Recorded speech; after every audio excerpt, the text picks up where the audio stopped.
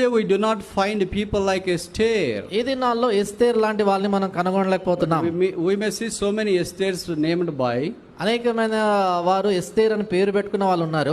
but this Esther is altogether different. అయితే ఇక్కడ ఉన్నటువంటి ఎస్తేర్ సంపూర్ణంగా She వేరే. was a queen, but Mordecai was a gatekeeper. ఈమెమో రాణి, అయితే మొర్దెకై ఏమో గుమ్మము దగ్గర కావలి But she ఉన్నవాడు. was able to obey what Mordecai says. అయితే మొర్దెకై చెప్పేటువంటి మాటలకి ఆమె విధేయత చూపిస్తా ఉంది. Is there any students nowadays or young people who are willing to show obedience to the delegated authority either in the church or in the office or at home? కనుక ఈ దినాల్లో ఎవరైనా విద్యార్థులు కానీ యవనస్తులైన వారు దేవుడు నియమించినటువంటి అధికారానికి ఒకవేళ సంఘంలో కావచ్చు, ఇంటిలో కావచ్చు, స్కూల్లో కావచ్చు, కాలేజీలో కావచ్చు, లోబడే దాని కొరకు ఇష్టపడుతున్నారా?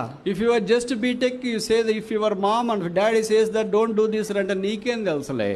మన కొద్దిగా బీటెక్ చదువుకున్నామంటే అమ్మ నాన్న ఏమో చెప్పారంటే నీకేం తెలుసులే అంట. But Esther hasn't said like that. Mordecai, what do you know?